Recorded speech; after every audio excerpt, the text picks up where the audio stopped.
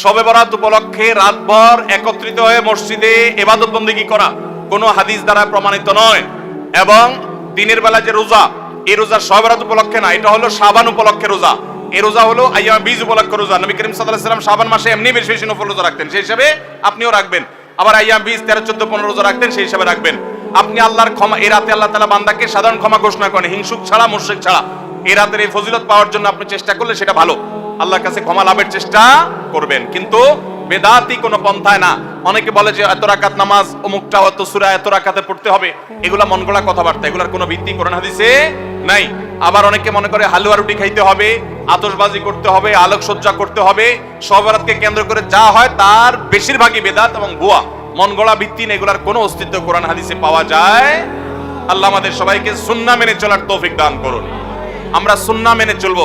শাবান মাসের সবচেয়ে বড় আমল হলো নফল রোজা রাখা, বেশি বেশি রাখবো তো ইনশাআল্লাহ। লাইলাতুন নিসফি মিন শাবান প্রচলিত শবে বরাত উপলক্ষে আমাদের করণীয় কি? বিশেষ করে এই রাতে মসজিদে ওয়াজ মাহফিল, দোয়া দরুদ, ইবাদত বন্দেগী এবং নানা ধরনের খানা দানার আয়োজন করা হয়। কোরআন সুন্নাহর আলোকে এগুলো ঠিক কিনা জানালে উপকৃত হব। ভাইরা আমার, লাইলাতুন নিসফি মিন শাবান, যেটাকে আমরা শবে বরাত বলি, এই লাইলাতুন নিসফি মিন শাবানে আল্লাহ তাআলা হিংসুক এবং মুশরিক ছাড়া বাকি মানুষদেরকে, বাকি মুসলমানদেরকে আল্লাহ তাআলা সাধারণ ক্ষমা ঘোষণা করেন মর্মে একটা হাদিস আছে। এছাড়া আরো বেশ কিছু হাদিস আছে যেগুলোর কোন অনেকগুলো সনদের মধ্যে কিছুটা দুর্বলতা আছে, কিন্তু মোটের পরে এ রাতের ফজিলত সুসাব্যস্ত এবং প্রমাণিত। কিন্তু এর মানে এই নয় যে এই রাতকে কেন্দ্র করে আমরা যা করি আমাদের দেশে তার সব সঠিক। আমাদের দেশে লাইলাতুল বরাতে মানুষের যে ভিড় মসজিদগুলোতে, এটা তো ভালো জিনিস যে মানুষ মসজিদে আসছে, কিন্তু অন্যদিন না এসে এই রাতে বেশি আসার কারণটা কি? লাইলাতুল কদর বেশি ফজিলতপূর্ণ নাকি এই রাত বেশি ফজিলতপূর্ণ? লাইলাতুল কদরের সাথে কোনো তুলনা চলবে? সেই রাতে মানুষ কি এত বেশি ইবাদতের চেষ্টা করে? তাহলে এই রাতে এত বেশি চেষ্টার রহস্যটা কোথায়? রহস্য হলো আমাদের দেশে মানুষ মনে করে যে এই রাতে ভাগ্য ঠিক হয়, অতএব সারা বছর যাই করি না করি এই একটা রাত মসজিদে গিয়া আল্লাহ বিল্লাহ করে যদি সারা বছরের ভাগ্যটা ঠিকঠাক করা যায়, এরপর আর মসজিদে যায় কিনা। এই চালাকি করলে কি ভাগ্য ঠিক হয়ে যাবে?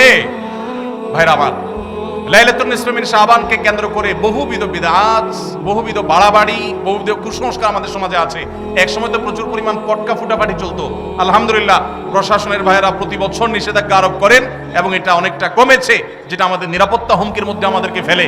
দ্বীনের নামে আমরা কখনো সেগুলো করতে পারি না।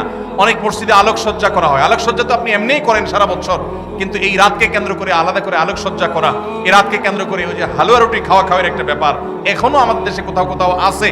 অনেকে মনে করে নবীজির দাঁত মোবারক শহীদ হয়েছেন উহুদের ময়দানে, তো তিনি হালুয়া খাইছেন, সেজন্য আমরা ভালো দাঁতে হালুয়া খাই।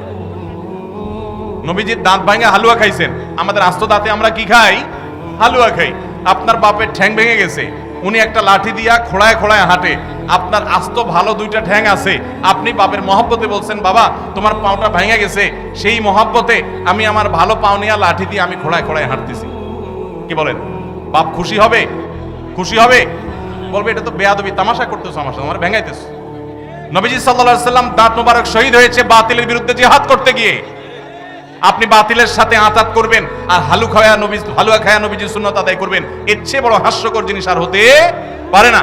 অতএব সব ধরনের বাড়াবাড়ি কুসংস্কার আমাদের বন্ধ করতে হবে। এমনকি এই রাত উপলক্ষে মসজিদে দোয়া দুরুদের জন্য সমবেত হওয়া, এ রাতে মানুষকে ডাকাডাকি করে একেবারে এই রাতের ফজিলতের জন্য মসজিদে সবাই একত্র হওয়াকে যারা জরুরি মনে করেন, তারাও ভুলের মধ্যে আছেন। ব্যক্তিগত ইবাদতে আল্লাহর ক্ষমা পাওয়ার জন্য চেষ্টা করতে পারেন, সেটা ভিন্ন বিষয়। আল্লাহ আমাদেরকে বোঝার তৌফিক দান করুন। ভাইরা আমার, শবে বরাত অর্থাৎ মধ্য শাবানের যে রাত, লাইলাতুন নিসফি মিন শাবান, এই রাত সম্পর্কে বিভিন্ন হাদিস থেকে বোঝা যায় আল্লাহ রাব্বুল আলামিন মুশরিক, শিরকে লিপ্ত এবং হিংসুক, কারোর প্রতি হিংসা রাখে, এইরকম দুই ব্যক্তি ছাড়া বাকি যারা কারোর প্রতি হিংসা রাখে না, শিরকে লিপ্ত না, এই মানুষগুলোকে আল্লাহ তাআলা সাধারণ ক্ষমা ঘোষণা করেন। এবং এই রাতের ফজিলত সম্পর্কে অনেকগুলো হাদিস আছে, সেই হাদিসগুলোর বেশিরভাগের সনদের ব্যাপারে মুহাদ্দিসদের রেকমেন্ড হলো, মূল্যায়ন হলো যে সেগুলো দুর্বল, কিন্তু সবগুলো হাদিসকে একত্র করলে এই রাতের ফজিলত একেবারে অস্বীকার করার সুযোগ থাকে না। আবার আমরা এটাকে যেভাবে বছরের সবচেয়ে গুরুত্বপূর্ণ রাত বানিয়ে নিচ্ছি সেটাও সঠিক না, কারণ বছরের ইবাদতের জন্য সবচেয়ে ফজিলতপূর্ণ রাত কোনটা? শবে কদর না শবে বরাত? শবে কদর। তো সেটার চাইতে আপনি এটাকে যদি গুরুত্বপূর্ণ বানিয়ে ফেলেন, সেটা অবশ্যই পরিত্যাজ্য। এরপরে প্রশ্ন হলো, শাবান মাসের ফজিলত করণীয় আমল করণীয় হাদিসের আলোকে দয়া করে বলবেন। শাবান মাস সম্পর্কে আমাদের অনেক মানুষই জানেন না যে শাবান মাসটা এমন একটা মাস যেই মাসে বান্দার আমল আল্লাহর কাছে সারা বছরের আমলের হিসাব দেওয়া হয়, জমা দেওয়া হয়। নবী করিম সাল্লাল্লাহু আলাইহি সাল্লাম শাবান মাসে সবচেয়ে বেশি নফল রোজা রাখতেন। রমজানের পরে বছরের 2 মাসে বেশি নফল রোজা রাখতে হয়, একটা হলো মুহররম আর একটা হলো শাবান।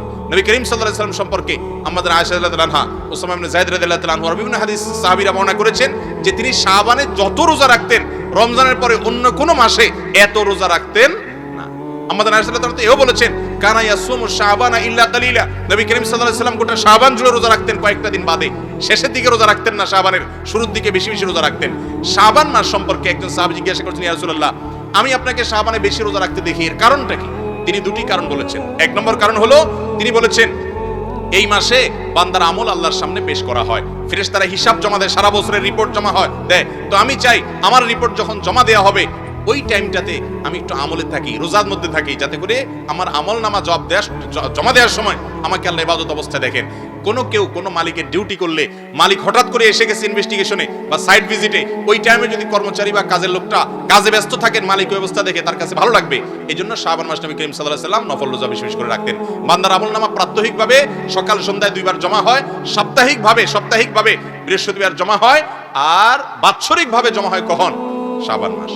আর দ্বিতীয় কারণ হলো শাবান মাসে নবী করিম সাল্লাল্লাহু আলাইহি ওয়াসাল্লাম বেশি বেশি রোজা রাখতেন। এর কারণ হলো এই মাসে মানুষ গাফেল থাকে, ওই যে রমজানের ব্যস্ততা, যে রমজান আসলে তো ইবাদত করবই, এই জন্য আগে থেকে আর করে না। রজব মাস সম্মানিত মাস, রমজান মাস শ্রেষ্ঠ মাস, মাঝখান দিয়ে এই মাসটা গাফেল থাকে। তো নবী করিম সাল্লাল্লাহু আলাইহি ওয়াসাল্লাম এই মাসে বেশি বেশি নফল রোজা রাখতেন।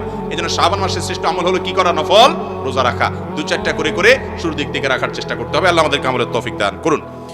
এরপরে প্রশ্ন হলো রাসূল আকরাম সাল্লাল্লাহু আলাইহি ওয়াসাল্লাম রুকু সিজদায় কয়টা দোয়া পড়তেন এবং সেগুলো কি? ভাই, রুকুতে সুবহান রাব্বিয়াল আযীম আর সিজদায় সুবহান রাব্বিয়াল আলা, এই দুইটা দোয়াই আমাদের মুখস্থ। মজার বিষয় হলো আমাদের নবী করিম সাল্লাল্লাহু আলাইহি ওয়াসাল্লাম রুকুতে শুধু এই দুইটা দোয়াই পড়তেন না, আরো একাধিক দোয়া তিনি পড়তেন। কি পড়তেন আমরা অনেকে জানি না, একটু শুনে রাখি, চেষ্টা হলে মুখস্থ করি, মাঝে মধ্যে চেঞ্জ করি। অনেকে নামাজের মধ্যে মনোযোগ না থাকার অভিযোগ করেন। নামাজে মনোযোগ আনার একটা বুদ্ধি হলো রুকু এবং সিজদার তাসবিহগুলা, বৈঠকের যে দোয়াগুলা, দোয়া মাসুরার জায়গাতে এখানে নবী করিম সাল্লাল্লাহু আলাইহি ওয়াসাল্লাম থেকে যে বিভিন্ন দোয়া আছে, মাঝে মধ্যে ভিন্ন কোনো দোয়া আপনি পড়ার চেষ্টা করেন, দেখবেন আপনার মনোযোগ আসবে। ওই অটোমেটিক সুবহান রাব্বিল আযীম সুবহান রাব্বিল আলা পড়তে এমন একটা অবস্থা হয়ে গেছে, ওইটা জেনে বুঝে আপনি পড়েন অথবা না বুঝেও পড়েন, গড়ে পড়া হয়ে যায়, গড় পড়তা। এই জন্য মাঝে মধ্যে অন্যটাও পড়বেন। আর কোনটা পড়বেন? রুকুতে সুবহান রাব্বিল আযীম, সিজদা সুবহান রাব্বিল আলার পাশাপাশি সুবহুন কুদ্দুসুন রব্বুল মালাইকাতি ওয়ার রূহ, সুবহুন কুদ্দুস রব্বুল মালাইকাতি ওয়ার রূহ, পবিত্রতা বর্ণনা করছি আল্লাহ রাব্বুল আলামিনের, যিনি ফেরেশতাদের রব পালনকর্তা এবং জিবরিলের পালনকর্তা।